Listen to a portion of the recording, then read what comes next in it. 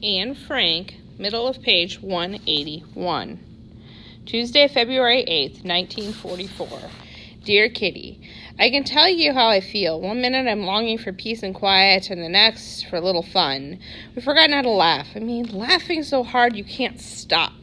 This morning, I had the giggles. You know, the kind we used to get at school. Margot and I were giggling like real teenagers. Last night, there was another scene with Mother. Margot was tucking in her wool blanket around her when suddenly she leapt out of bed and carefully examined the blanket. What do you think she found? A pin. Mother had patched the blanket and forgotten to take it out.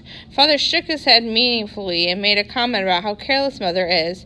Soon afterward, Mother came in from the bathroom, and just to tease her, I said, "Det blir nicht rummet, Mother."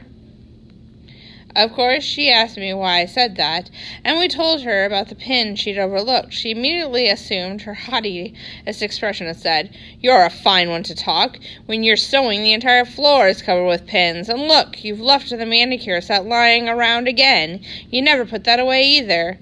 I said I hadn't used it, and Margot backed me up, since she was the guilty party.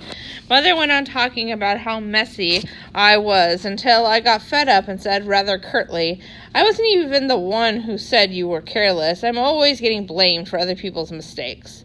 Mother fell silent, and less than a minute later I was obliged to kiss her good night.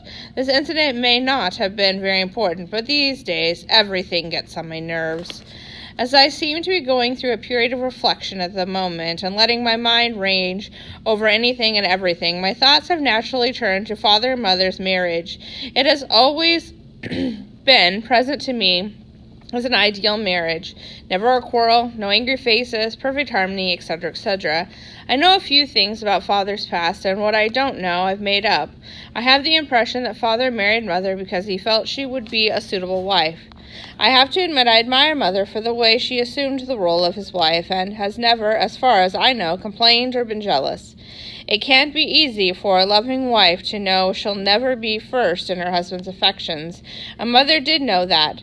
Father certainly admired Mother's attitude and thought she had an excellent character. Why marry anyone else? His ideals had been shattered and his youth was over. What kind of marriage has it turned out to be? No quarrels or differences of opinions, but hardly an ideal marriage. Father respects Mother and loves her, but not with the kind of love I envisioned for a marriage. Father accepts Mother as she is often annoyed, but says as little as possible because he knows the sacrifices Mother had to make. Father doesn't always ask her opinion about the business, about other matters, about people, about the kinds of things. He doesn't tell her everything because he knows she's far too emotional, far too critical, and often far too biased.